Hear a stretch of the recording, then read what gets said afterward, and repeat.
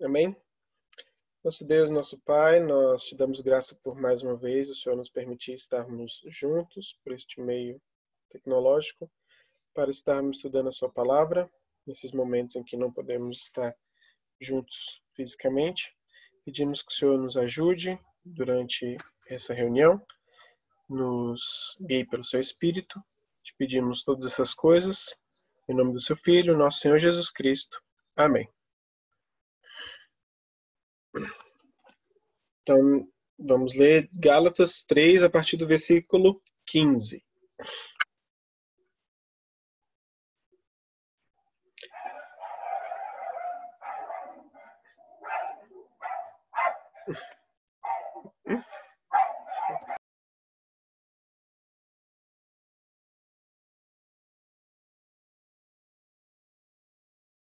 Nada de ficar Alguém brigando quer ler? Posso ler.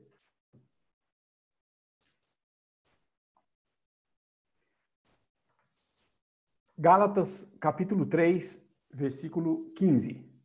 Irmãos, como homem falo, se o testamento de um homem for confirmado, ninguém o anula nem lhe acrescenta alguma coisa. Ora, as promessas foram feitas a Abraão e à sua posteridade. Não diz e às posteridades, como falando de muitas, mas como ele uma só, como de uma só, e a tua posteridade que é Cristo. Mas digo isto, que tendo sido o testamento anteriormente confirmado por Deus, a lei que veio 430 anos depois não o invalida, de forma a abolir a promessa. Porque se a herança provém da lei, já não provém da promessa, mas Deus, pela promessa, a deu gratuitamente a Abraão. Logo, para que é a lei? Foi ordenada por causa das transgressões, até que viesse a posteridade a quem a promessa tinha sido feita. E foi posta pelos anjos na mão de um medianeiro. Ora, o medianeiro não o é de um só, mas Deus é um. Logo, a lei é contra as promessas de Deus?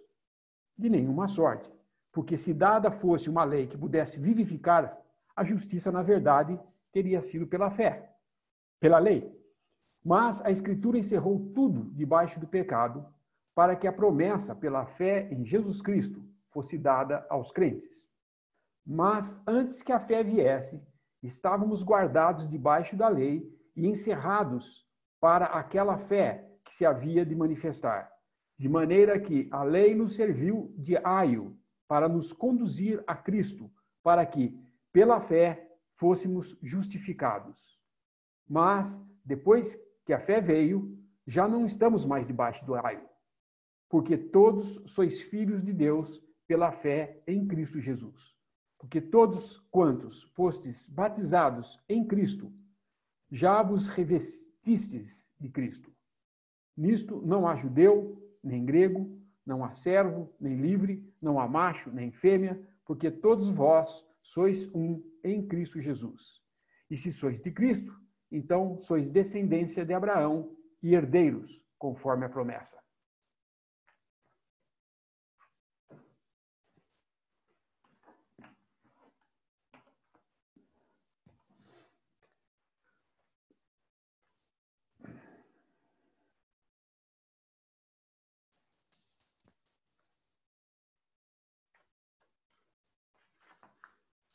Nós vimos nos estudos anteriores, dos capítulos anteriores, né?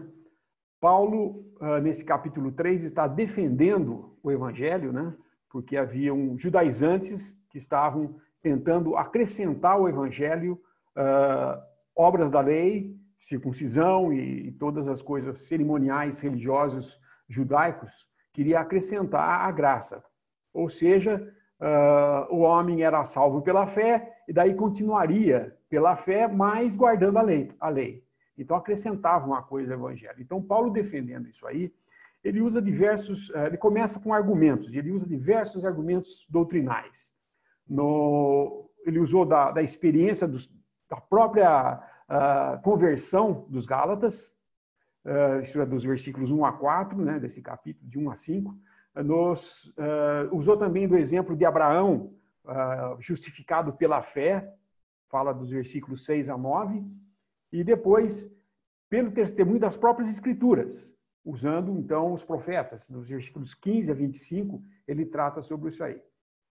E agora ele vai falar, a partir desse versículo 15, ele vai falar, usar uma ilustração que tem a ver com a vida cotidiana de um ser humano. Por isso ele começa dizendo, como homem falo, ou falo como homem. A semana passada, eu creio que perguntaram aqui, né? Ou não sei se foi em outra live, mas perguntaram por que Paulo falo como homem. Então não é as Escrituras que está falando.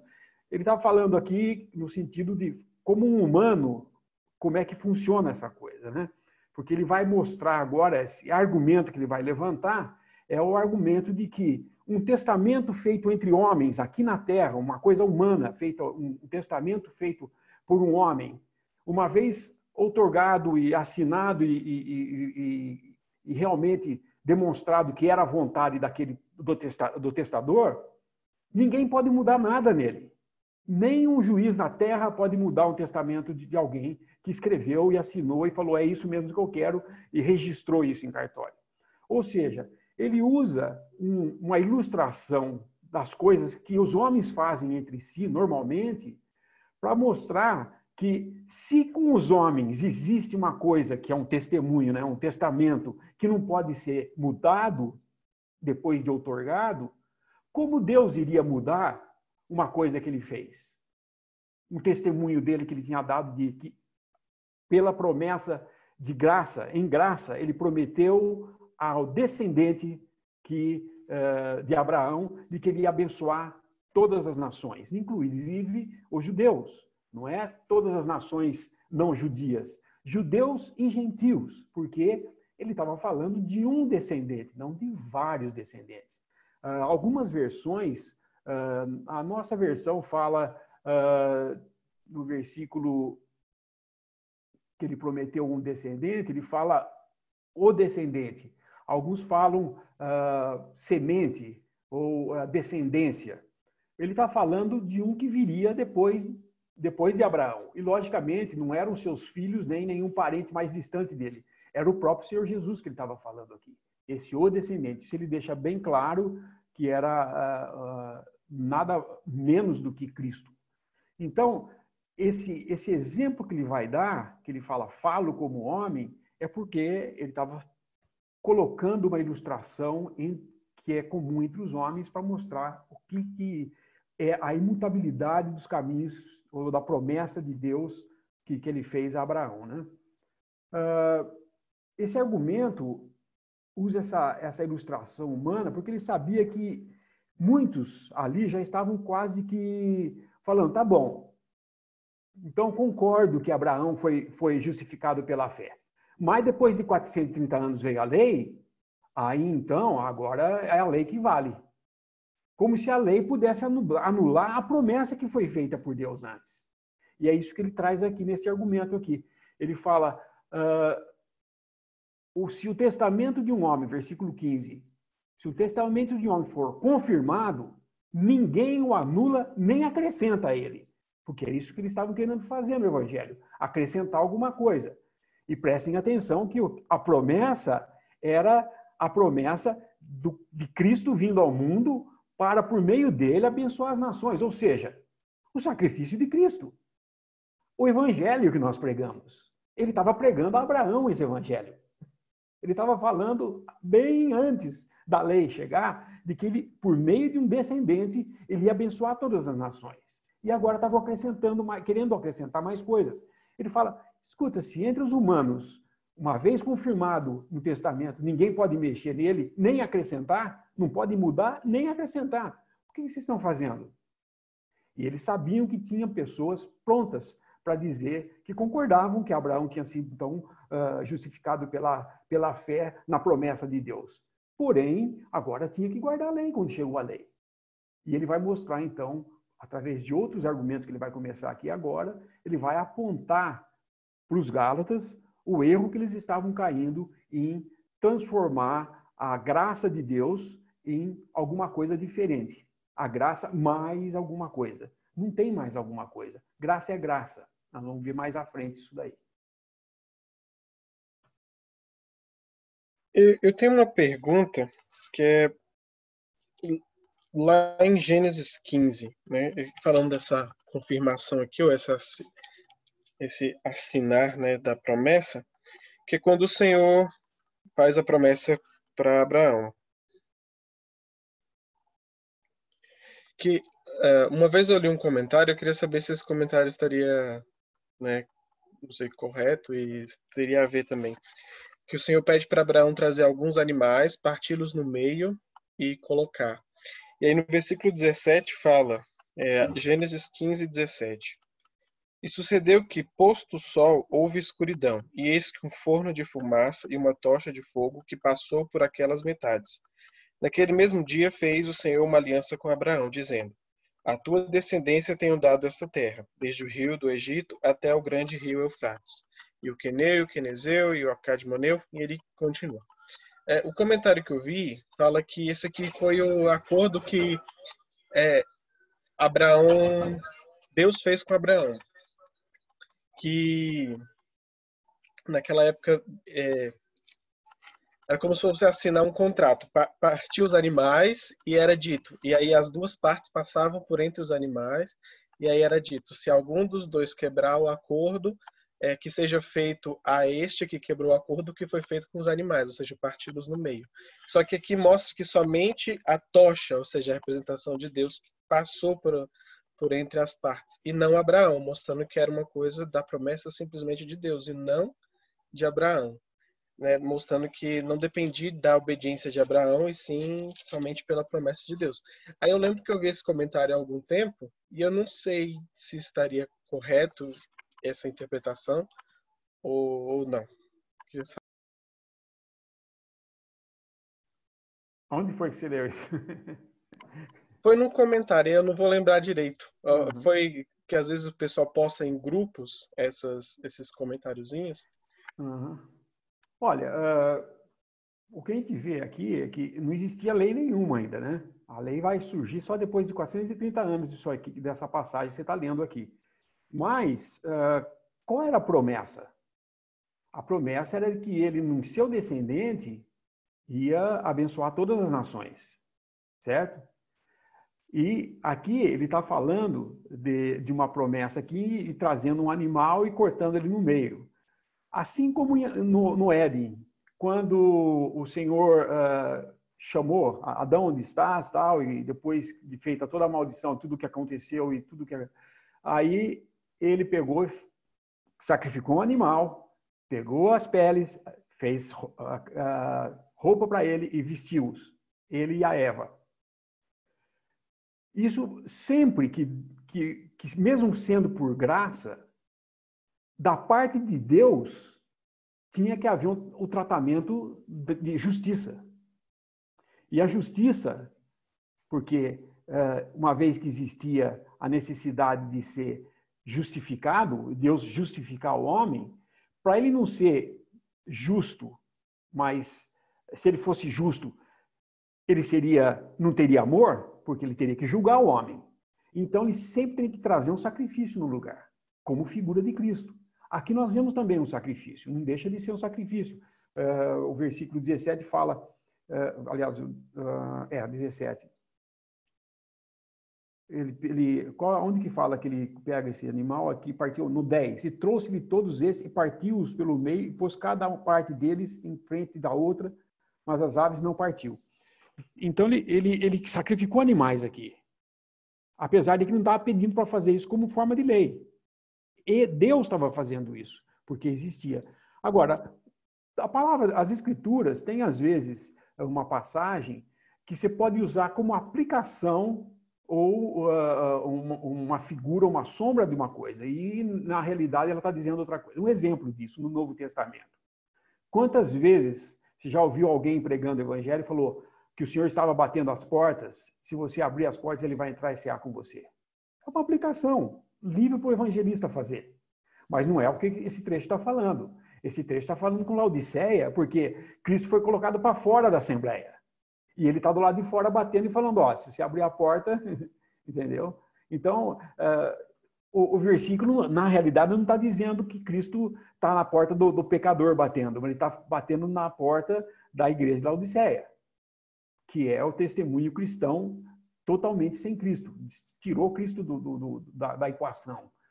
Agora é o sistema que eles criaram, entendeu? Assim como o próprio judeu, o israelita, do que Deus fez da religião, criou no final aquilo que o Paulo fala, no Novo Testamento fala, e o Senhor Jesus fala, diz, a festa dos judeus.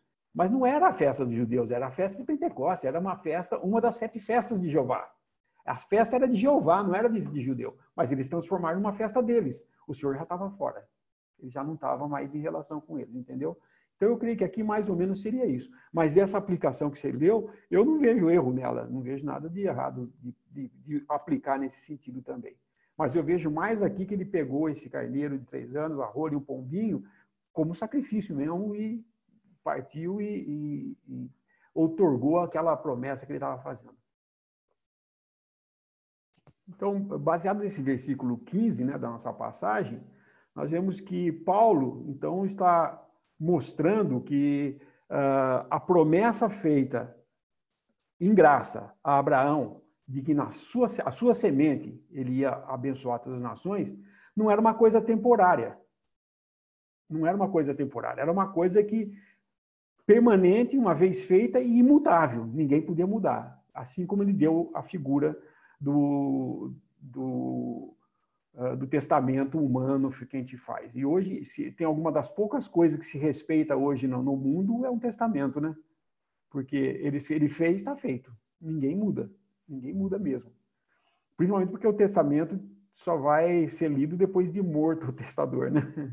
Enquanto ele está vivo ainda não tem, ele pode mudar, mas a figura aqui não é nesse sentido, né? A figura está dizendo que se entre vocês, homens, vocês fazem uma coisa que se torna imutável, por que Deus não pode fazer isso? Vocês vão dizer que Deus vai mudar a coisa? Então, se ele agora, nós vemos no versículo 16, né, que ele fala, ora, as promessas foram feitas a Abraão e à sua posteridade. Não diz e às posteridades, como falando de muitas, mas como de um só, a tua posteridade, que é Cristo. Então, a promessa de Abraão, o que justificou Abraão pela fé? Ele ter crido em Deus, falado que um descendente dele ia abençoar todas as nações. Ele creu nisso daí. E isso era uma coisa que não tinha da parte dele que obedecer nada. Não existia regra, não existia lei. Deus estava falando apenas, falando, olha, na tua semente, no teu descendente, eu vou abençoar todas as nações. Isso era um fato que era indiscutível, era Deus que tinha falado. E Abraão creu nisso. É a pura fé dele, e nós somos hoje chamados filhos de Abraão pela fé também que temos. Quando cremos em Cristo, ouvimos o Evangelho, cremos no que ele falou para nós. Porque um dia nós ouvimos esse Evangelho, cremos e pronto.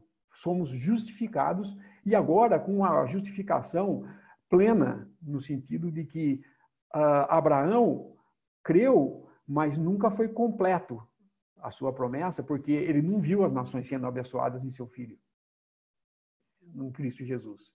Então, nós agora já sabemos que ele morreu, porque nós vemos o que aconteceu. Abraão creu num negócio que Deus tinha prometido que ia acontecer. Sem ter visto, ele creu. Nós cremos num negócio que nós sabemos que aconteceu. E agora, a nossa esperança é em alguém que está lá no céu já tendo feito toda essa redenção, toda essa obra, e lá nos céus, sentado à direita de Deus. E nós agora nele, em Cristo Jesus. Isso é o mais importante, né? Então, a promessa, as descendências, muitas vezes a pessoa fala, bom, então a promessa foi só para Israel? Ou foi só para os gentios, porque vai abençoar só as nações? Não. Quando ele fala as nações, ele inclui todas as nações da terra, inclusive Israel. Porque nós sabemos que em Cristo, estar em Cristo, é você crer no evangelho da salvação em Cristo, e você agora dentre os judeus, dentre os gentios, quem é retirado está lá. É parte do corpo de Cristo, né? Mas o que aconteceu? Deus prometeu isso a Abraão, porém, passado 430 anos, no versículo 17, digo isso, que tendo sido o testamento anteriormente confirmado por Deus, a lei que veio 430 anos depois, não o invalida de forma a abolir a promessa. Não invalida, a lei não veio invalidar. Muitas pessoas falam, não, eu posso até acreditar, ou tinha até pessoas já propensas, e por isso que Paulo está falando isso, porque muitos podiam falar, bom, tá bom, mas eu acho que agora a lei tomou o lugar da promessa. Não pode acontecer isso, né? Isso é impossível, Paulo está falando, porque ela não invalidou, ela não tirou a promessa e falou, agora é a lei que vai valer. Por que não acontece isso? Por que a lei não poderia fazer nada disso? Porque a lei, quando ela veio, não foi para comunicar a vida, vivificar alguém. A lei não podia fazer isso. A lei só podia apresentar o que o homem era. Então, quando veio a lei, ela veio com propósitos que Deus tinha estipulado, mas que não era de anular a promessa. Ou falar, bom, de agora em diante a promessa fica suspensa, vocês não têm mais essa promessa. Eu vou revogar a promessa. Passa a ser a lei agora. Não é isso. De modo nenhum. Se houvesse qualquer coisa que tivesse uma condição imposta, já não era por graça. Já não era por graça. Se ele havia feito uma promessa a Abraão, mas depois de 430 anos, os descendentes de Abraão iam ter que guardar uma lei para receber a vida eterna, então eles iam ter como falar, bom, eu ganhei a vida eterna porque eu guardei a lei. Mas não, mesmo estando sobre a lei, era por fé que era salvo. A lei não salvava, ela vinha e mostrava que o homem era. Nada mais que isso. Então, voltando lá em Gálatas, né? Versículo 18. Porque se a herança provém da lei, já não provém da promessa. Mas Deus, pela promessa, a deu gratuitamente a Abraão. Ou seja, de graça. A promessa foi dada gratuitamente. Deus não veio falar assim, olha, é o seguinte, eu vou prometer para você que no teu descendente abençoarei todas as nações, se você, tem que ter um se na frase de Deus. Se você fizer isso, isso, isso, isso, se não fizer isso, isso, isso, aí a promessa vai chegar. Você vai ter vida eterna. Não houve da parte de Deus nenhuma requisição em forma de lei ou de regra ou de qualquer coisa. Ele falou, eu vou fazer isso. Independente se Abraão fosse ter fé ou não no que ele estava falando. Ele ia fazer. Mas, logicamente, Abraão foi um homem de fé e Cristo, então, Deus cumpre o seu propósito em trazer um descendente, essa semente bendita que é o nosso Salvador, né?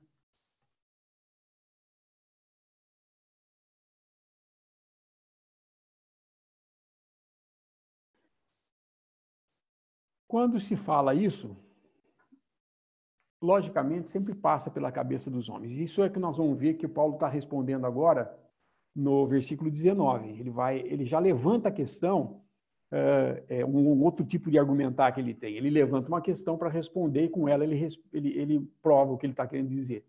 Mas, logicamente, muitos poderiam dizer assim, bom, se a promessa é imutável, ninguém pode mudar ela, ninguém pode alterar ela, acrescentar nada a ela. Por que então veio a lei? Qual a função da lei? Para que serve a lei? Para que serviu ela? Ele fala, logo, para que é a lei? Aí o versículo 19 fala, logo, para que é a lei? Foi ordenada por causa das transgressões, até que viesse a posteridade ou viesse a semente a quem a promessa tinha sido feita, e foi posta pelos anjos na mão de um medianeiro. A função da lei, na realidade, ela veio, não foi de modo nenhum, como eu já falei, para modificar o homem, ou para melhorar o homem, ou para trazer o homem mais perto de Deus. Ao contrário, a lei teve um papel aqui. Ela foi ordenada por causa das transgressões. O que ele está dizendo aqui não é que a lei foi dada para que pudesse brecar o homem, frear o seu homem, o pecado no homem. Muitos confundem isso. Tem muitos que pensam que o que esse versículo 19 está dizendo é exatamente isso. Foi ordenada por causa do pecado, para que, pela lei, você não pecasse. Não é isso que ela está falando. O que está falando aqui é que a lei foi dada por causa das transgressões. O que significa isso? Existe ofensa e transgressão.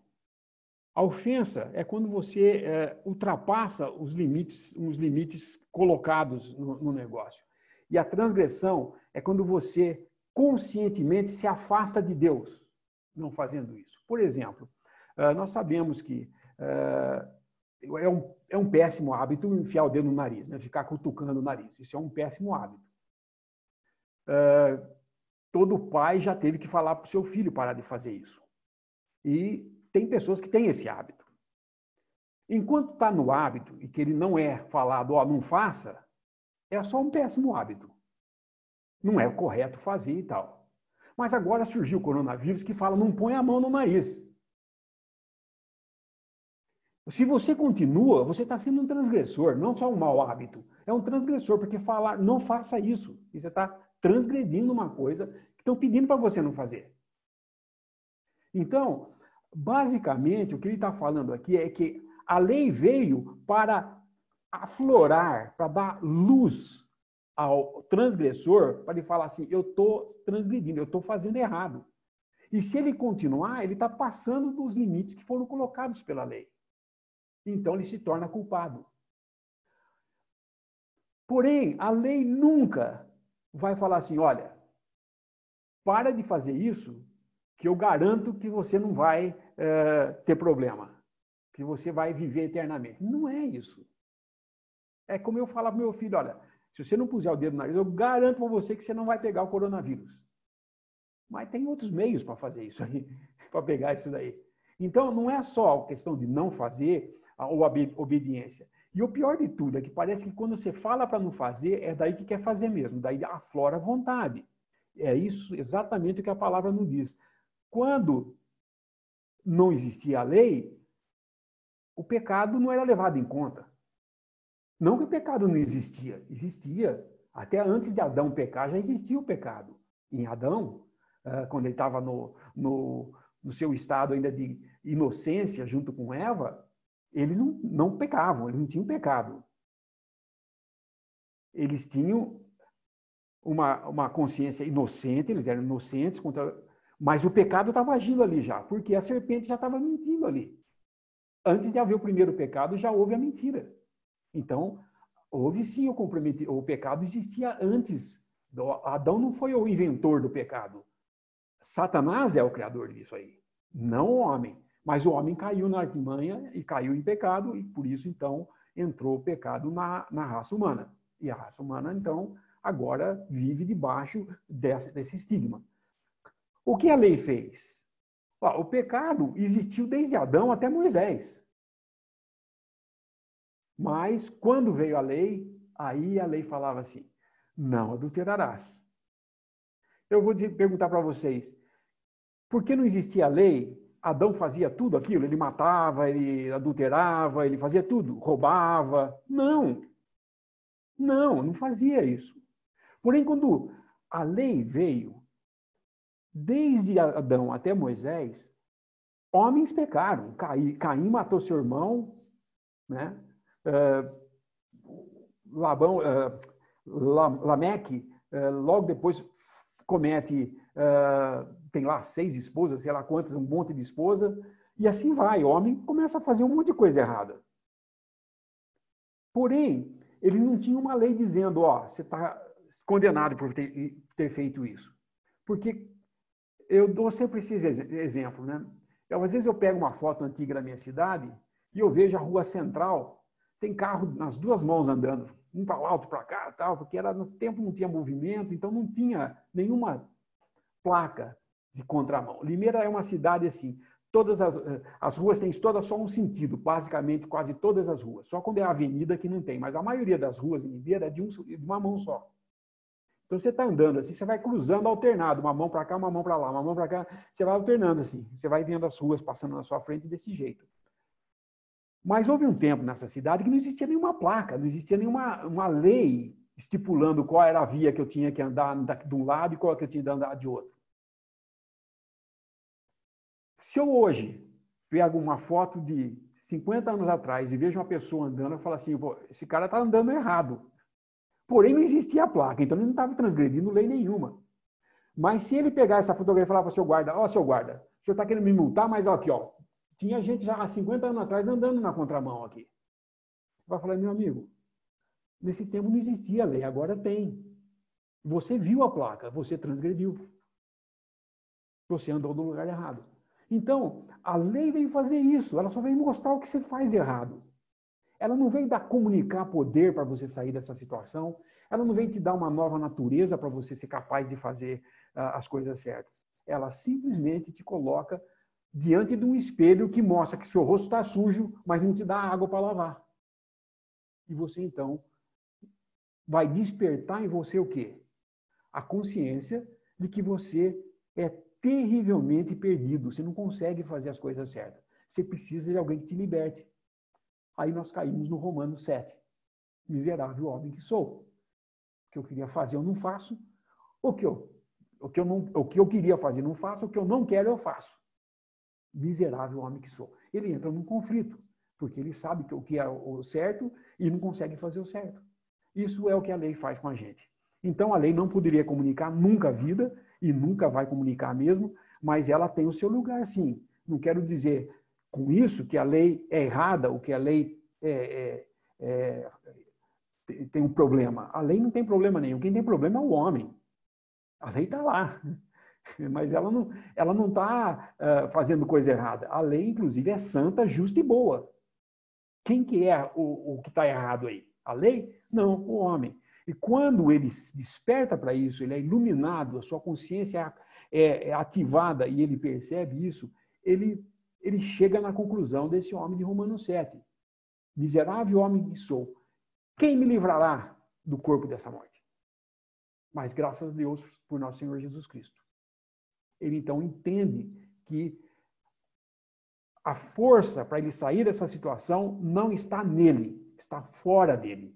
Existe um que pode fazer isso para ele. É isso que o Evangelho traz para nós. O Evangelho fala para nós, você está livre do pecado e dá vida para você ter essa liberdade. A lei fala, você está condenado porque você é mau e não te dá condições para sair dessa situação. Você tem que buscar a Deus para fazer isso. Então, basicamente, em resumo, é o que Paulo está dizendo aqui nesse versículo. E de medianeiro aqui que ele fala, estou falando demais hoje, né? Não estou dando tempo para ninguém falar. Nesse versículo 19, finalzinho, fala: e foi posta pelos anjos na mão de um medianeiro. Ora, o medianeiro não é de um só, mas Deus é um. Paulo está aqui, o que Paulo está falando? Então, ele está falando que a lei é superior porque foi dada por meio dos anjos na mão de um medianeiro. Ao contrário do que Paulo está falando aqui. Na realidade, o que ele está mostrando é o lugar da lei. Porque a lei foi trazida por meio de anjos que deram a Moisés como medianeiro para entregar para o povo. Por quê? Porque aqui existia duas partes envolvidas no acordo aqui. Deus, Jeová e Israel. Da parte de Deus vem o anjo com a lei, comunica ao mediador, aqui fala medianeiro, é o mediador, né? Entrega ao mediador as tábuas da lei e ele entrega para o povo. Ele é um mediador. Ou seja, quando que você precisa de um mediador? Quando existem duas partes envolvidas no negócio. Quando existe um acordo e tem duas partes, você tem que botar alguém para fazer a comunicação entre os dois. Para que ele faça valer aquilo que foi concordado de ambas as partes. Quando veio a promessa para Abraão, veio diretamente de Deus, sem medianeiro. Por quê? Porque era unilateral o negócio. Era Deus prometendo, ele não estava tendo um acordo com o homem de fazer se ele fizesse alguma coisa em troca. Mas existia apenas um lado falando, eu prometo, essa é a minha promessa, em ti, nas tuas sementes, abençoarei todas as nações. Não precisou de medianeiro. Lógico, aqui não está falando Cristo como nosso mediador, é outra história, não é isso aqui. Mas, na verdade, o que Paulo está protegendo aqui, o guardando aqui, é a supremacia do evangelho, da graça. Porque a graça é superior à lei. Ela não anula, mas ela é superior, porque ela não precisou do mediador. Era um ato de Deus para com o homem. Já a lei era um compromisso do homem de guardar uma coisa que Deus tinha falado qual era o seu padrão. E aí, então, a coisa ficava preta. Porque Deus não ia falhar, mas o homem falha. E aí, então, ele precisava de um mediador. Quantas vezes nós vemos Moisés fazendo mediação pelo povo? Porque o povo foi bonzinho e Deus não estava dando o que eles tinham prometido? Não, em absoluto. Às vezes que você vê Moisés ir lá mediar pelo povo, é por coisa errada que o povo fez. Você nunca viu Moisés ir lá mediar com Deus para que Deus cumpra. Deus, o Senhor não está cumprindo a promessa, porque eles estão guardando a lei e o Senhor não está abençoando eles. Não, nunca aconteceu isso. Sabemos muito bem, a vez que Deus estava pronto para destruir todo aquele povo, ele foi lá mediar. Ele apelou a quem? A santidade do povo? Não. Ele apelou à santidade de Deus. O que vão dizer as nações? Se o próprio Deus que tirou esse povo do Egito, agora mata ele no deserto. Por causa da tua santidade, preserva esse povo que está errado mesmo. Ele confessa que está errado. E Deus não derrama o juízo sobre eles. Então, isso é mediação. Mas veja que essa mediação é só por causa do povo que tinha que ter, porque da parte de Deus não ia falhar. Nunca falhou e nem vai falhar. Mas quando é com Abraão, é uma promessa imutável, porque é unilateral. Só depende de Deus, não depende do homem. Então, somos salvos por pura dependência do que Deus fez por nós, e não pelo que nós fazemos para Deus, ou nos tornamos aceitos para Deus. Não, ele nos fez aceitáveis diante do Pai por meio do seu Filho. E esse é o evangelho da salvação. Até aí, por enquanto.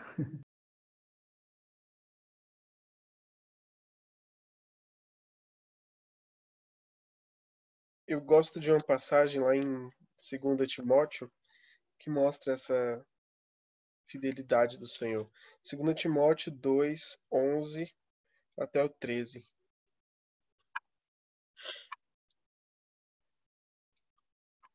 Que é em quem nós confiamos, né?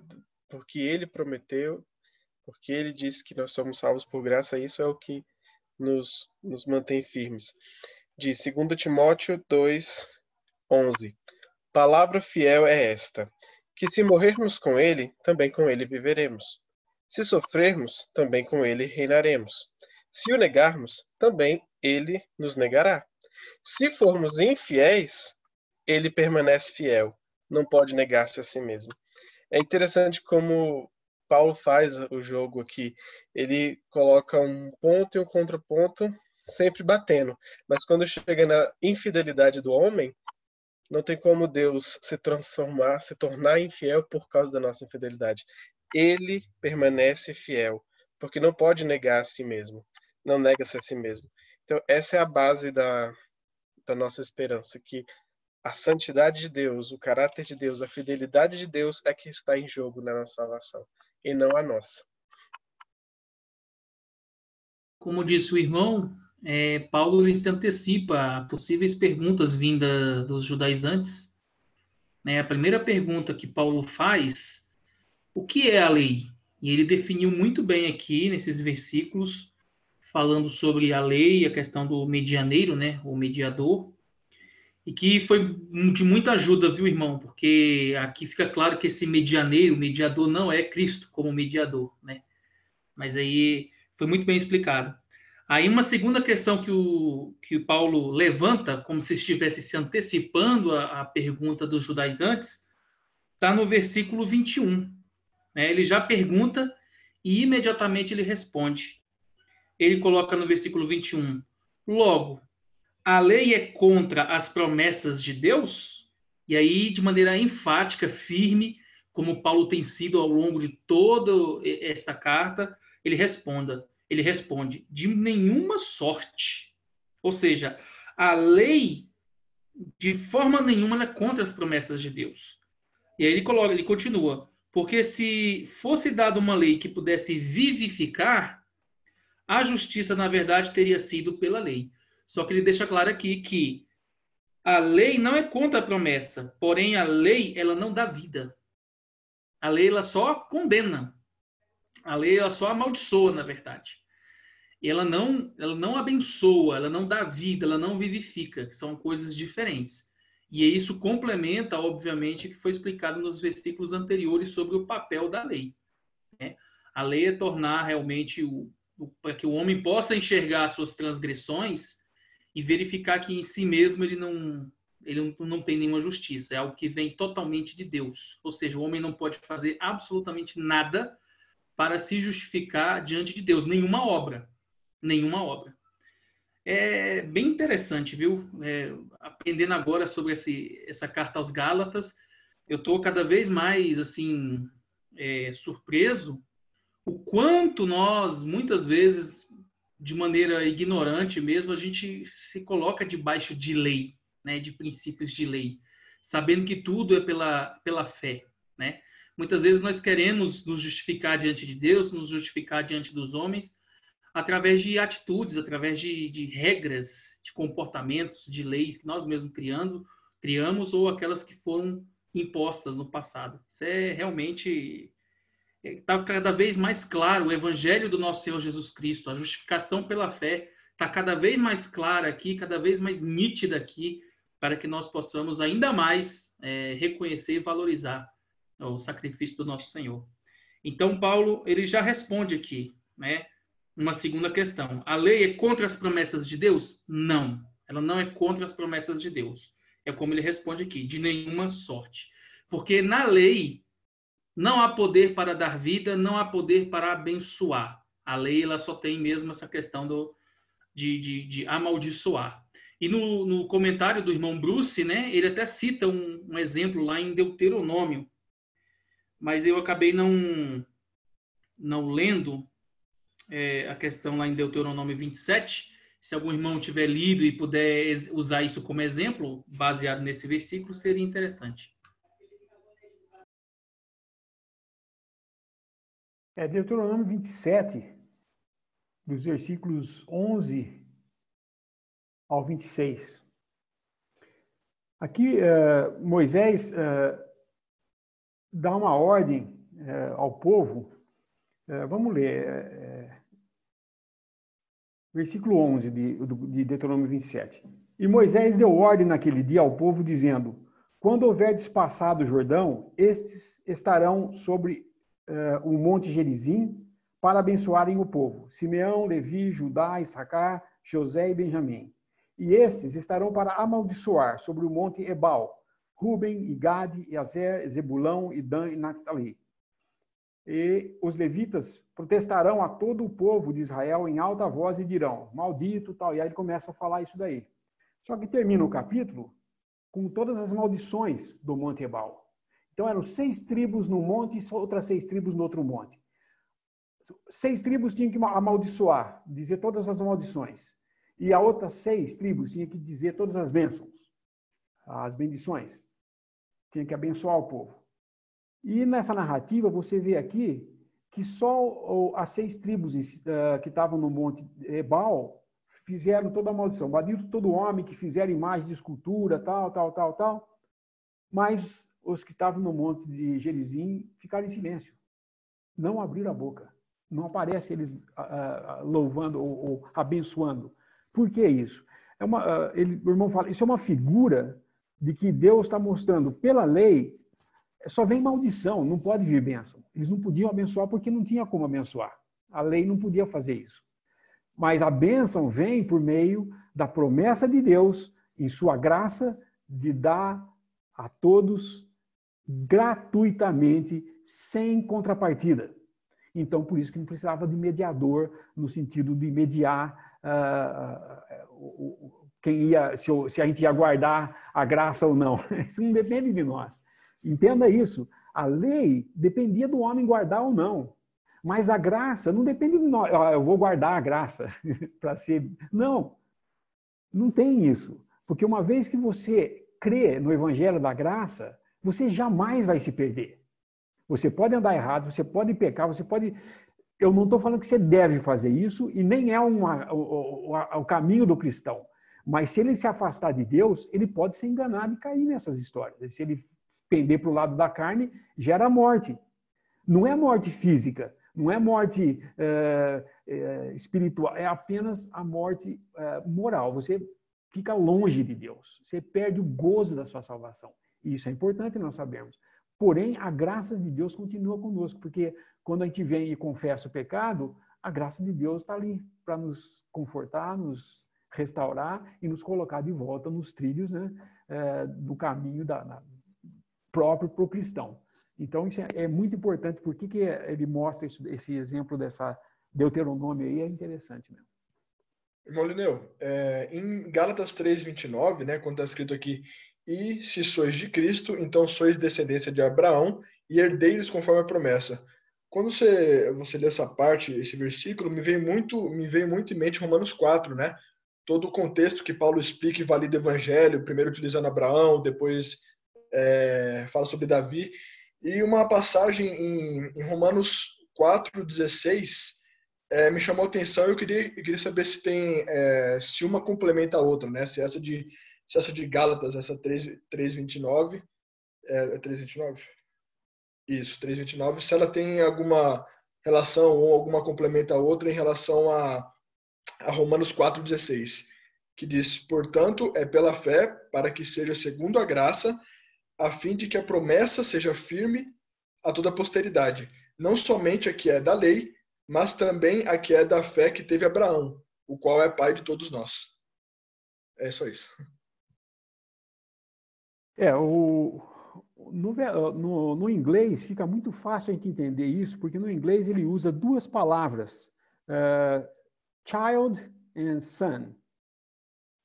E na nossa Bíblia tudo é traduzido como filho, mas tem uma diferença.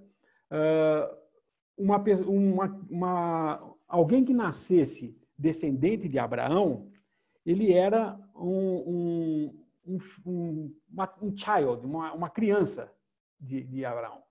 Mas filho, a gente só vê quando Deus fala a respeito de, pela fé, nós fomos feitos filhos, ou somos agora tornados filhos. Não é adoção no sentido assim, sabe, só vai pegar o nome, mas continua sendo... Não, a filiação que nós temos com Cristo, em Cristo, com Deus, é uma filiação completa, porque é uma mudança de natureza. É como se eu pudesse adotar uma criança e injetar o meu DNA nela. É isso daí que seria a adoção de filhos que Deus fez para nós. Porque a adoção de filhos que nós temos é no novo homem. A nova criação de Deus. Não é que ele pegou o velho homem, deu uma mudadinha nele e melhorou ele, e agora nós somos justificados diante de Deus pela fé. Não. A fé que nós temos é de que o Adão foi condenado na cruz. E o homem, a natureza humana que caiu em Adão, Adão como cabeça, os descendentes de Abraão, de Adão, todos foram na cruz colocados lá e julgados. E agora, pela fé, nós partimos agora a ficar debaixo de uma outra cabeça da criação. A cabeça da nova criação, que é Cristo Jesus. Isso nos torna filhos, porque nos coloca diante de Deus em Cristo Jesus, ou seja, na mesma posição de aceitação que Cristo tem diante de Deus hoje, nós temos. em Cristo Jesus. Isso é verdadeira filiação. Nós não somos apenas crianças de Deus, nós somos filhos de Deus. E olha que Cristo só pôde falar isso depois da sua ressurreição. Prestem atenção no Novo Testamento e procura alguma vez que ele falou para os discípulos se referirem a Deus como Pai, com exceção da oração que ele ensina lá, do Pai Nosso, né? Você vê claramente que é uma oração falando Pai Criador, que está nos céus. Mas, na realidade, aliás, nem é uma oração para o cristão, né? De modo nenhum. Não sei se os irmãos sabem isso, mas o Pai Nosso, que foi ensinado aos judeus, era uma oração para os judeus no Evangelho do Reino, que era o Evangelho que Cristo pregava enquanto aqui na Terra. O Evangelho da Graça passa a ser um outro Evangelho que foi pregado após a ressurreição do Senhor Jesus. Quando ele ressuscita, ele fala, agora vai para os seus irmãos e diga que eu subo para o meu Deus e vosso Deus, meu Pai e vosso Pai. Ele nunca tinha dito isso antes. Que os discípulos eram filhos de Deus como ele falava que ele era. Mas depois de ressurreto ele pôde falar isso. Porque, levantando de entre os mortos, ele tinha sido justificado por Deus da sua obra, aceita essa obra como sendo uma obra redentora, Deus o leva aos céus de novo e glorifica-o nos céus. E aí ele derrama o Espírito Santo. Agora nós temos um homem nos céus e nós estamos nele. Esse cabeça, a gente chama esse termo federal, é federal no sentido de uma federação, aquele que coordena, ou que é o presidente. Seria a cabeça presidencial. Ele é a cabeça e nós o corpo aqui na Terra representando ele.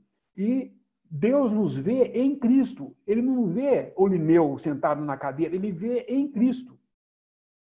E você pode até estar fazendo coisa errada, mas ele te vê em Cristo. E como que eu posso, então, viver assim? Porque Cristo está lá como nosso sumo sacerdote e como nosso advogado. Essa dupla função do Senhor Jesus, se eu posso chamar de função, mas essas duas coisas que Cristo faz por nós nos céus agora, como nosso advogado, como nosso sumo sacerdote. Como sumo sacerdote, ele nos coloca diante de Deus. E como advogado, ele nos defende diante de Deus, quando erramos. Então, essa dupla característica de Cristo como o duplo ofício, veio a palavra, é ofício, o duplo ofício de Cristo. Sumo sacerdote e advogado nosso. Teve uma live também que perguntaram para mim se essa promessa dada a Abraão, que promessa era essa? Se era a promessa da terra prometida ou que promessa era, né? Versículo 22.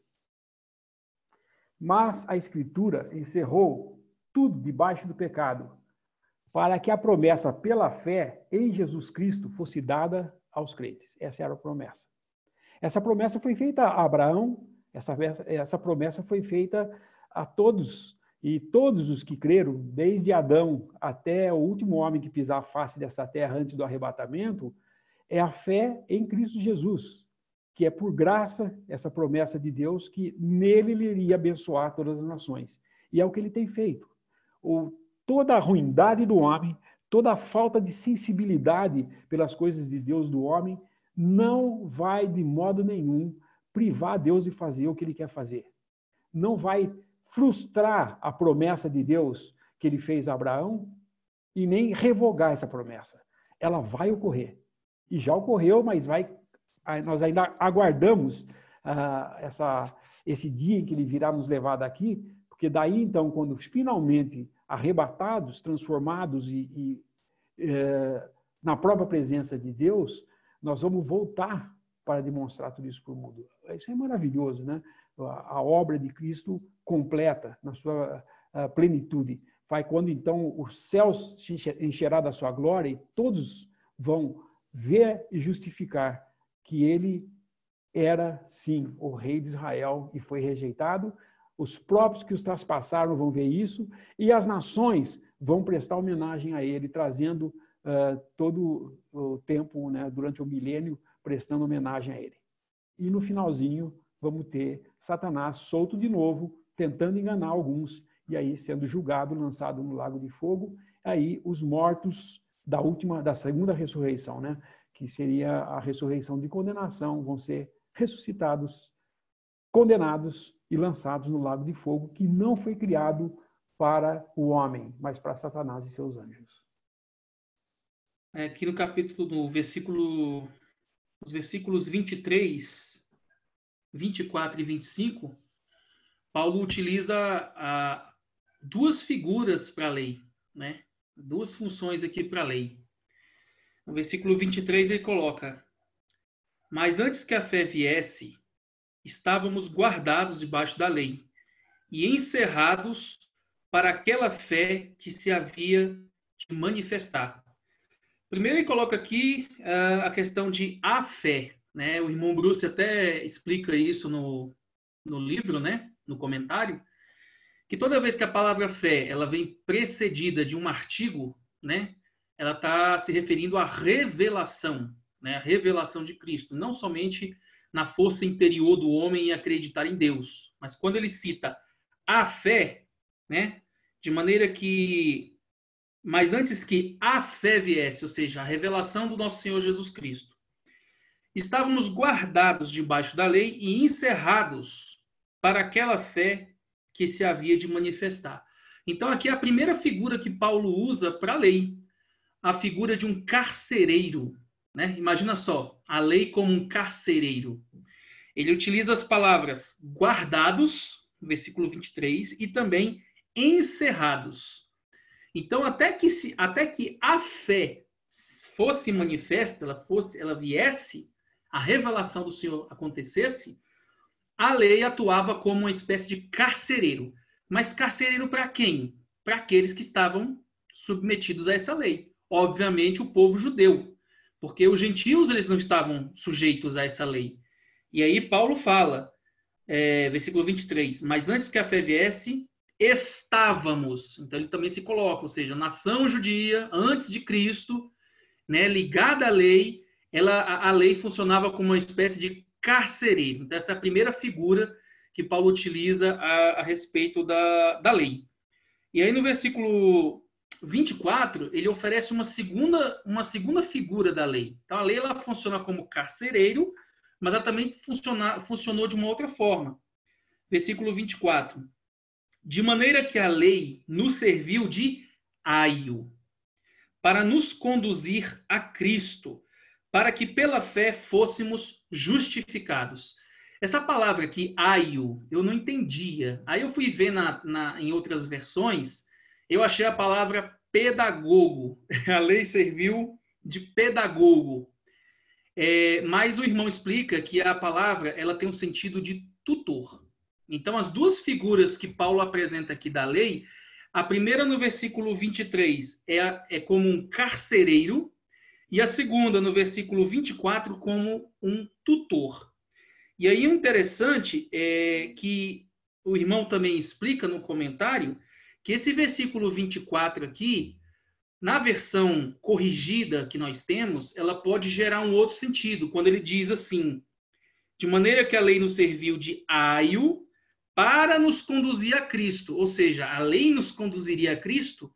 Aí o irmão explica que essa é apenas uma colocação equivocada da palavra na versão em português. O correto seria, a lei nos serviu de tutor até Cristo, até que Cristo viesse, até que Cristo fosse manifestado, ou seja, naquele período de tempo ali. E, novamente, ele coloca ali ele coloca assim, nos serviu, ou seja, serviu a quem? Novamente, a nação judaica, porque os gentios eles não estavam debaixo disso. Mas o próprio irmão Bruce, ele mostra no comentário dele, de que a lei, ela serve sim de tutor e serve para nos ensinar duas coisas. A santidade de Deus e a transgressão do homem, né? A desobediência do homem. Então, duas coisas que eu aprendi, viu, irmão Lineu? Essas figuras da lei como um carcereiro e como um tutor, né? A questão do aio, né? Que eu não sabia exatamente o que era, mas é exatamente esse sentido que o Senhor está nos mostrando aqui, que ali ele servia realmente temporariamente até que a fé viesse, até que a fé fosse manifestada, e que ela tinha essa dupla figura, esse duplo propósito, carcereiro e tutor. Aí ele encerra no versículo 25, né? Mas depois que veio a fé, a pessoa do nosso Senhor Jesus Cristo, a revelação, já não estamos debaixo de aio. Já não precisamos mais, quer dizer, aqueles que estavam debaixo da lei, não tem mais a necessidade de um tutor, de um pedagogo, e muito menos de um carcereiro. Boa noite. Irmão Rafael, e irmão Lineu também, eu não entendi bem a colocação que foi feita lá em Deuteronômio, no capítulo 27, a partir do versículo 11, né, até o 28, né, que fala das bênçãos. Eu não entendi a correlação, né, dessa colocação com a fé que a gente está comentando lá em Gálatas. Eu queria que você explicasse um pouquinho, e se o irmão Lineu puder também me explicar um pouquinho, eu agradeço, irmão. O irmão Lineu ele vai poder explicar isso melhor, França, mas essa referência de Deuteronômio é apenas uma exemplificação do que foi descrito no versículo 21 de Gálatas. Capítulo 3 de Gálatas, versículo 21. Ele diz assim: logo, a lei é contra as promessas de Deus? De nenhuma sorte. A lei ela não é contra as promessas de Deus. Mas ele continua: porque se, é uma hipótese, se fosse dada uma lei que pudesse vivificar, a justiça, na verdade, teria sido pela lei. Ou seja, ele está dizendo que não há na lei vida. A lei não tem poder de abençoar, a lei não tem poder de vivificar. E é por isso que o próprio irmão Bruce ele cita no comentário esse exemplo de Deuteronômio 27, aonde 6 ficavam num monte para abençoar e os outros 6 ficavam, as outras 6 representantes das tribos, ficavam no outro monte para amaldiçoar. Só que lá em Deuteronômio só está descrito aqueles que amaldiçoaram. Aqueles que estavam ali representando a lei não abençoaram, não está descrito a bênção. Eu vou deixar o irmão Lineu, porque o irmão Lineu leu a passagem, e aí se ele puder explanar um pouco melhor sobre isso.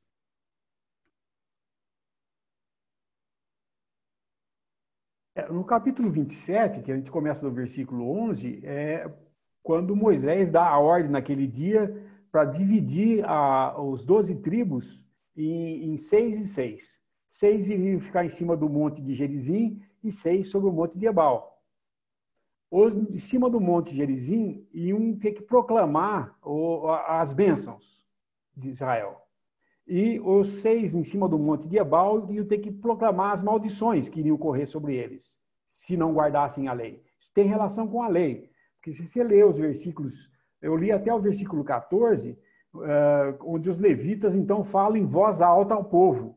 Maldito, versículo 15, maldito o homem, 16, maldito aquele que desprezar seu pai e sua mãe. 17, maldito aquele que arrancar o termo do seu próprio, isso é roubo.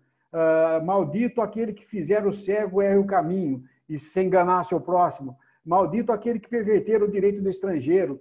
E aí só foi falando de maldição. Aí quando você passa para o próximo capítulo, Deus começa a falar.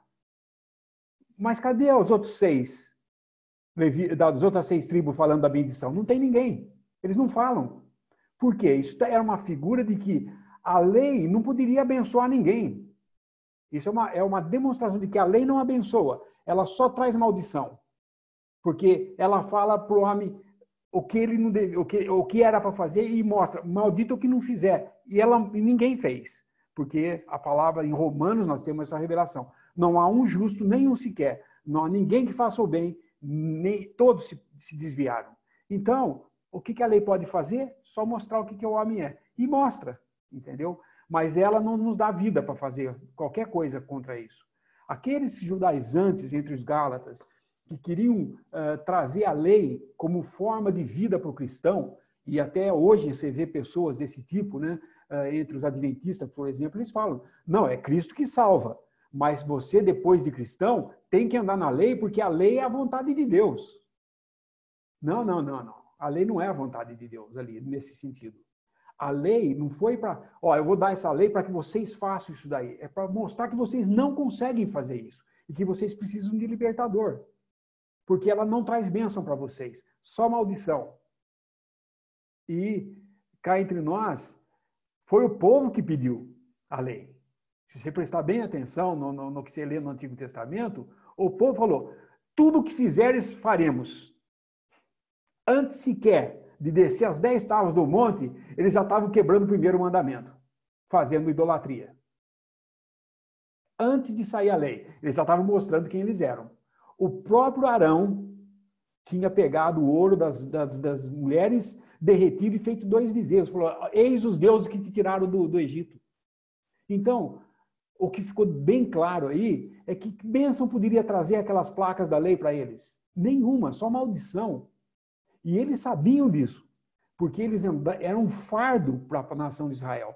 Porém, o que ele está dizendo aqui, nesse trecho de Gálatas, é que a lei, quando veio para Moisés, até Cristo, ela como que encarcerou Israel, protegendo das nações em volta. Porque só eles tinham que guardar a lei. E isso mantinha-os como ainda Deus levando eles e dirigindo eles. Apesar de tudo de errado que eles fizeram, Deus até em um profeta chamado Não é mais meu povo, todavia continuou sendo o povo dele, até ele estar aqui. E ele, quando veio aqui, era só um remanescente que estava esperando por ele, não a nação toda. E ele foi rejeitado por quem? Por sua nação. Quando a sua nação rejeitou, ponto final. Acabou com essa nação e agora ele vai, uma vez morto, rejeitado como o Messias, rejeitado como o rei, ele morre, entrega a sua vida por todos, ressuscita e agora ele anuncia uma nova coisa para o homem. Dentre os judeus e dentre os gentios, ele traz pessoas que vão sendo salvas. Finalmente, ele está abençoando as nações por meio dessa semente, desse descendente, que é Cristo Jesus. A promessa que foi feita a Abraão chegou em Cristo. Enquanto não chegava desde Abraão até 430 anos sem a lei, Deus os guardava também, mas sem lei. Mas depois de Moisés até Cristo, era a lei que também estava lá como encarcerando eles. Mas também como um aio, ensinando quem eles eram, para eles entenderem que eles precisavam de Deus. Se eles falharam, a falha deles houve, eles negaram o Senhor, eles negaram o seu Cristo, falam, fora com esse, não temos outro rei senão César. Horas. Eles trocaram o Filho de Deus por Barrabás, que é o filho do Pai. A palavra Barrabás significa filho do Pai. É como se Satanás estivesse brincando com essa nação, falando, vocês estão escolhendo o filho do Pai. Mas o verdadeiro Filho de Deus estava ali diante deles. E eles o crucificam quando? Quando é que eles realmente falam, agora sim, ele blasfemou e rasgam as vestes. Quando é que o sumo sacerdote faz isso? Quando ele fala que ele é filho de Deus. Falar, agora blasfemou, porque se fez igual a Deus. Eles tinham perfeita noção de que alguém sempre falando que era filho de Deus, ele seria Deus. E hoje nós falamos isso, eu sou filho de Deus. O Antigo Testamento não tinha nenhum deles que tenha falado eu sou filho de Deus e chamasse Deus de Pai. Não existia nenhum sacerdote que podia entrar no templo, no Santo dos Santos, nenhum sumo sacerdote, e falar bendito Pai, Deus e Pai. Não, era Jeová. E ponto final. E tinha que ser com muito temor. Uma vez por ano, primeiro sacrificando por ele mesmo, depois pelo povo, porque se ele entrasse lá no Santo dos Santos, no Santíssimo, no lugar Santíssimo, em pecado, ele morria. E ele nunca se dirigia a Deus como Pai. Nós só começamos a fazer isso depois da ressurreição. Então fica bem claro que a rejeição de Israel ao seu Messias abriu porta para os gentios. E assim Deus passa a abençoar as nações por meio do seu descendente.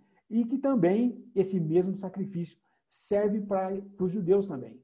Não é exclusividade dos judeus, serve para os judeus também.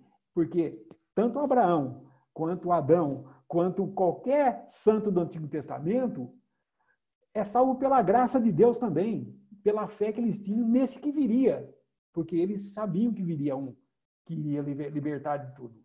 E o libertador que eles estavam esperando, quando veio, eles negaram.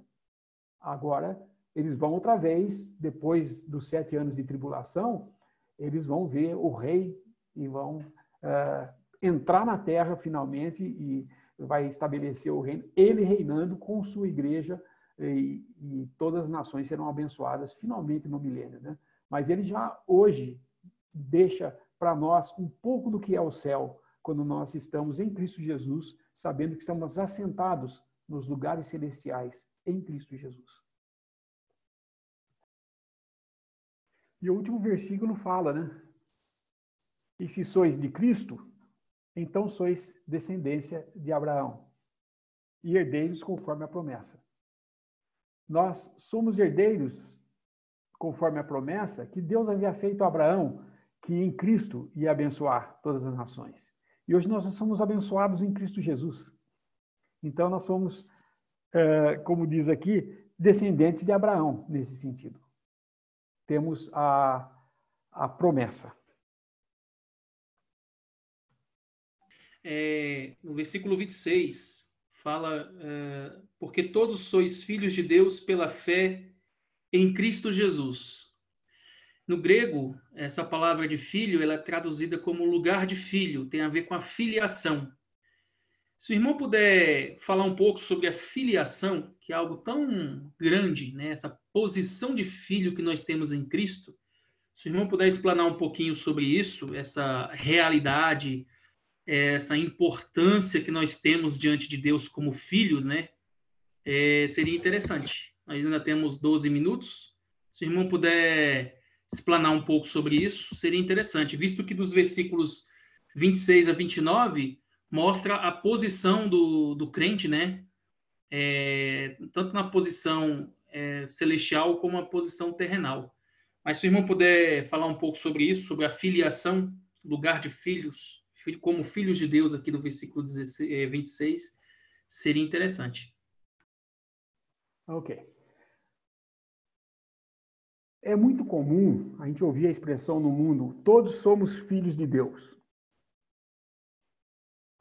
Você ouve aí todo dia isso. Somos todos filhos de Deus. Isso não é uma verdade. Não é uma verdade porque o Senhor Jesus já tinha falado isso, a gente vê no Evangelho de João, capítulo 1. Nós somos feitos filhos quando cremos. Antes disso, nós somos criaturas de Deus. Fomos criados por Deus, à sua imagem e semelhança, em Adão. Com a queda de Adão, a criação ficou debaixo de um cabeça que introduziu a morte pela sua desobediência. A morte, então, é um fator limitante do homem aqui na Terra. Quando fala nos evangelhos que... Vamos abrir lá em João, Evangelho de João.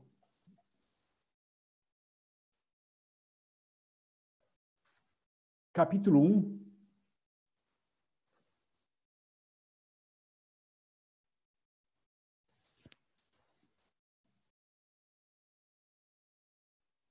Versículo 10. Estava no mundo, o mundo foi feito por ele, e o mundo não o conheceu.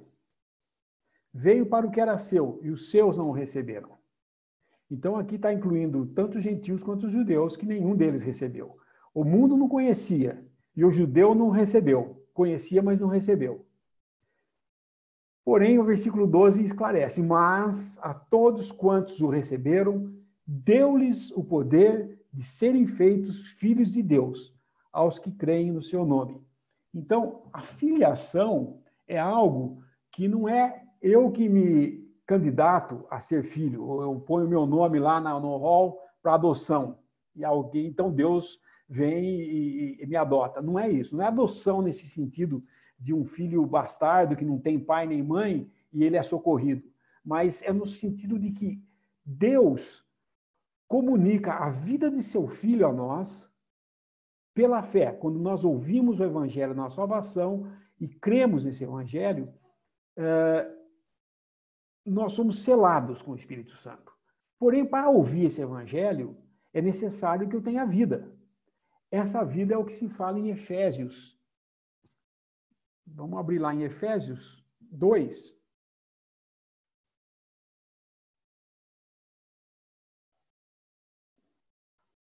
Versículo 1. E vos vivificou, estando vós mortos em ofensas e pecados, em que noutro tempo andaste segundo o curso deste mundo, segundo o príncipe das potestades do ar, do espírito que agora opera nos filhos da desobediência, entre os quais todos nós, inclusive ele está falando, incluindo aí, né? Também antes andávamos nos desejos da nossa carne, fazendo a vontade da carne e nos pensamentos. E éramos, por natureza, o que nós éramos? Filhos de Deus? Não. Filhos da ira. Como os outros também. Ou seja, quem era filho de Deus aqui? Porque Paulo, quando está falando isso aqui de Éfeso, ele fala, na primeira frase, ele põe o pronome e vos vivificou, estando vós mortos em ofensas e pecados. Ele está falando dos irmãos de Éfeso que estavam ouvindo isso, o que eles eram antes. E falava de como eles andavam segundo o curso desse mundo, segundo o príncipe da potestade. Isso era o que os gentios faziam. Quando no versículo 3 ele vai falar de alguma coisa que inclui ele, é porque isso inclui os judeus também. Ele fala, versículo 3, entre os quais todos nós também antes andávamos, nos desejos de nossa carne, tal. Mas Deus, que é riquíssimo em misericórdia, versículo 4, pelo seu muito amor com que nos amou, estando nós ainda mortos em nossas ofensas, nos vivificou juntamente com Cristo. Pela graça sois salvos. Então, nós somos vivificados juntamente com Cristo. Ou seja, o fato de Cristo ter morrido naquela cruz, tendo levado o juízo naquela cruz, em nosso lugar, foi sepultado, ressuscitou, subiu aos céus, glorificado agora, ele tem agora vida para comunicar aos seus, para fazer filhos dessa nova criação. Assim como Adão teve filhos, e esses filhos tinham essa natureza de pecado, agora Cristo gera filhos por meio da sua ressurreição, morte e ressurreição, gera filhos que andam agora numa nova natureza, de acordo com um novo cabeça, que é Cristo Jesus. Nós somos feitos filhos, não por adoção nesse sentido só de falar, vem morar na minha casa como piedade. Não, ele quer muito mais do que isso. Ele não quer pessoas que vão lá e falam, puxa, ele me deu tudo. Não é isso. Ele me fez parte dos seus planos. Ele me colocou na pessoa do seu filho. E eu estou hoje diante de Deus falando Pai para ele, porque eu estou em Cristo falando isso. Não em Adão. Porque o Adão ele condenou.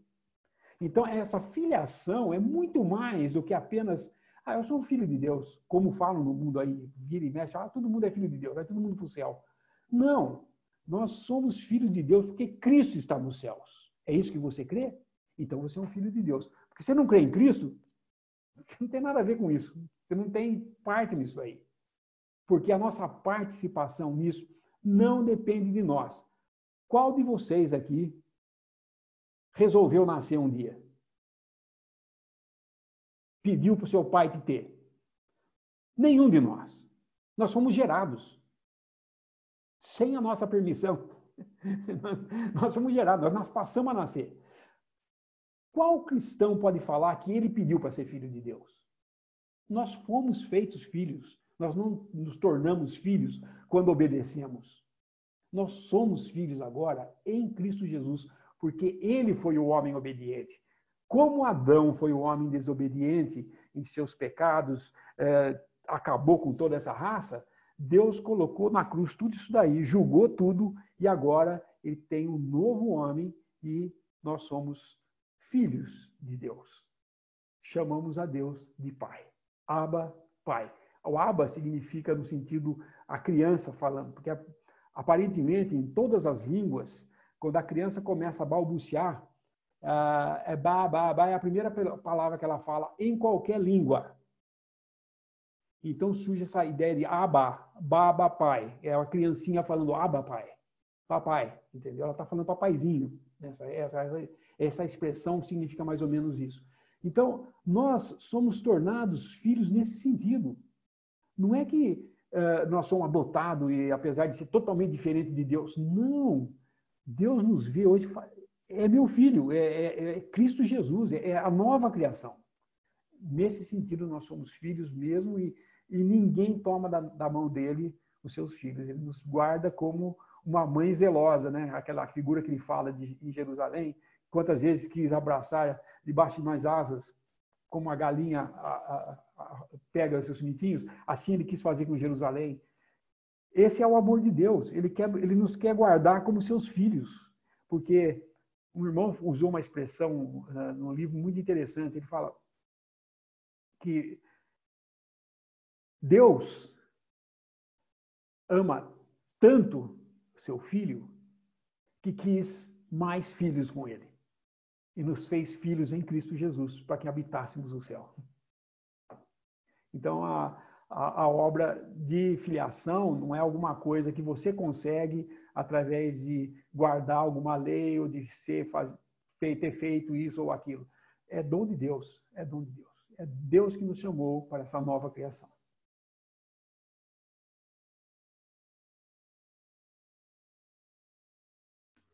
Tem uma pergunta aqui no chat para estar terminando já, né? É assim, nós nascemos de novo e para nascer de novo precisa de um pai. Então esse novo homem nascido de novo, esse sim seria o filho de Deus. Seria isso?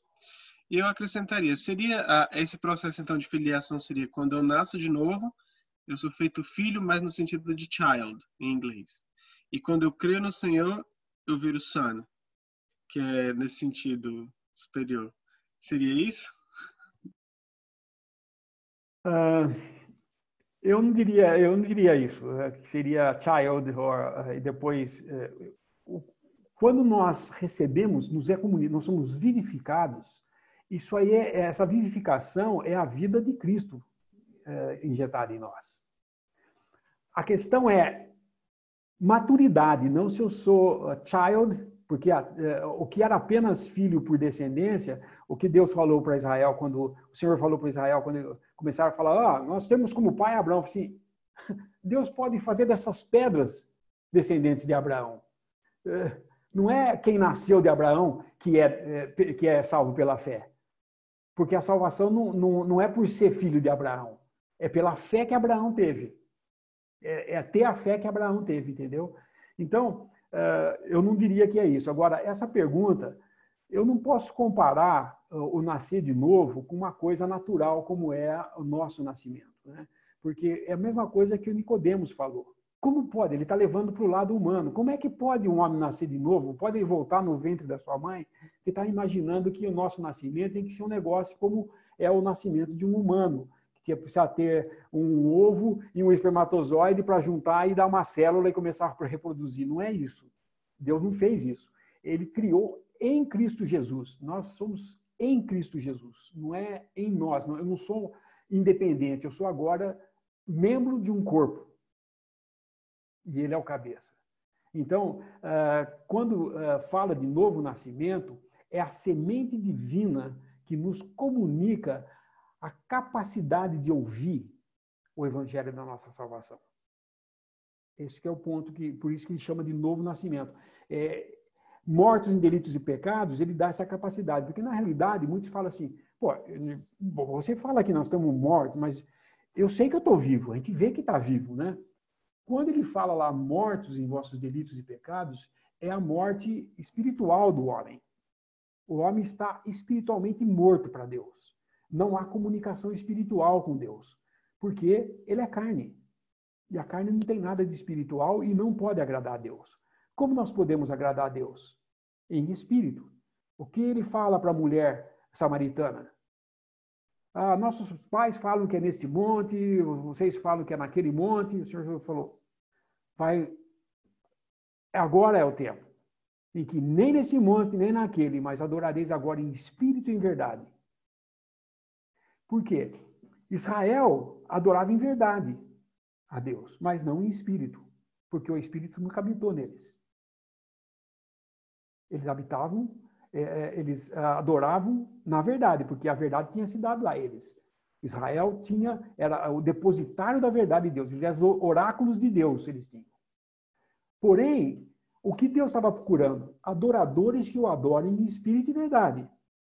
Como que eu posso adorar em espírito se eu estou morto espiritualmente? Seria necessário me comunicar essa vida espiritual.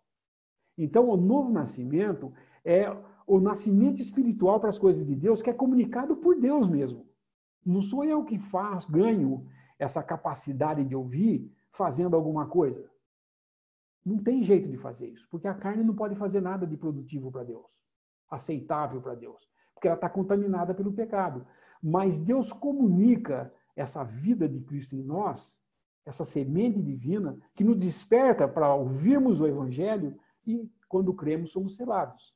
Aí, então, o Espírito Santo passa a habitar em nós. Aí, nós somos filhos de Deus. Como, assim, selado, propriedade minha. Agora, quando ele começa a obra de vivificar, é o primeiro passo dele salvar o pecador. Entendeu? Eu já falei isso naquela coisa no domingo passado para os jovens. Se algum estava aí, não ouviu, não estava presente nesse live do domingo passado, Darby, Kelly, a gente vê, todos eles falam a mesma coisa. Um nascido de novo, nós não podemos dizer que é totalmente salvo. Mas o processo já começou. E então, ele até chegar no ponto dele crer no evangelho que ele está ouvindo como sendo o seu evangelho, o evangelho da sua salvação, e pode existir um lapso de tempo aí, entendeu? E aí, quando tem o ponto que ele chega, que ele finalmente, depois de passar por Romanos 7 e ter toda aquela experiência desagradável de querer servir a Deus e não conseguir, porque ele tem a natureza nova, mas tem a velha lá também, ele não sabe como controlar as coisas, e não entendeu ainda o que Cristo fez por ele. Quando ele ouve que Cristo morreu e ele pôs um fim no velho homem, ele não vai querer mais agradar a Deus fazendo o bem. Ele vai entender que ele só pode agradar a Deus espiritualmente. Então, ele se apropria dessa verdade, é minha. E aí tem uma lei que o faz, então, a lei de espírito de vida. Essa daí é que coloca ele diante de Deus, aceitável no Filho. Nós somos feitos aceitáveis diante de Deus em Cristo Jesus. Então, eu não necessariamente, porque se eu falar que precisava de pai, quem foi nossa mãe espiritual, então? Vamos botar Maria na jogada? Certamente não, né? Mas, quando foi para o Senhor Jesus vir em forma de homem, né? Aqui na Terra, se fez carne e habitou entre nós, ele precisou de uma mulher para fazer isso. Mas ele não precisou do homem. Porque a semente divina que foi implantada na mulher não foi obra de homem. Por isso, o Senhor Jesus não tinha nenhum pecado, não podia pecar, ele não tinha natureza pecaminosa, porque em Maria foi colocada a semente divina.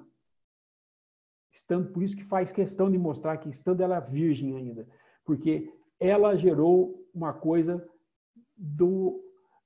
divina, que é Deus colocando nela aquele que ia ser o Salvador do mundo. E ela entende isso. Quando o anjo fala para ela, ela entende bem. Ela chama o Senhor Jesus de meu Salvador. Então, esse negócio de adorar Maria, ou colocar ela como nossa mãe, porque nós temos que ter uma mãe, assim é a mesma coisa eu achar que eu tenho que ter um pai, porque é assim que... Não é nesse sentido natural das coisas. Agora, eu sempre falo, eu brinco, todos nós temos que guardar o mandamento de Maria. Vocês conhecem o mandamento de Maria?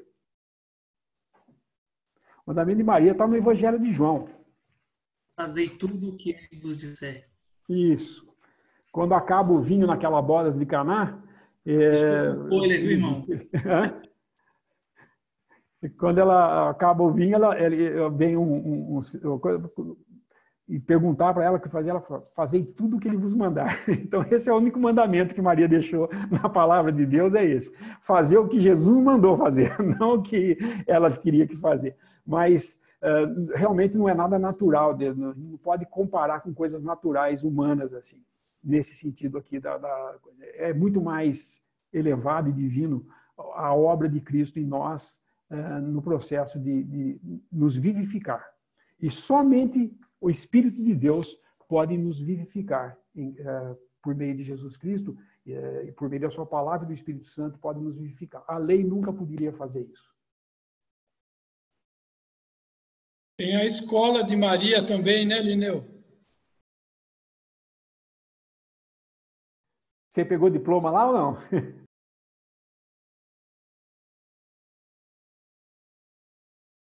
A escola de Maria é aos pés do Senhor, né? Só que é outra Maria, né? É a Maria de Lázaro, né?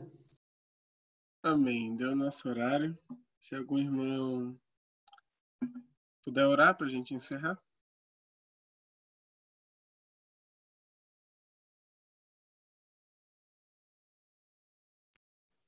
Vamos orar, então. Nosso bendito Deus, nosso Pai, o Deus e Pai de nosso Senhor Jesus Cristo. Nós te damos graças por teu grande amor, enviando teu Filho para morrer naquela cruz, levando o juízo que era para nós. E agora nós podemos gozar de todas as bênçãos que temos em teu Filho, que pela fé um dia recebemos as boas novas de salvação. Também agradecer por esse momento em que pudemos estar lendo tua palavra, aprendendo mais de ti, e rogamos que esteja nos guardando no restante dessa noite, se ainda estivermos aqui no dia de amanhã, mas o que aguardamos ansiosamente é que a qualquer momento venha nos levar daqui. Nós damos graças por esse momento juntos e nos encomendamos, dando graças por tudo no precioso nome de nosso Senhor e Salvador Jesus. Amém.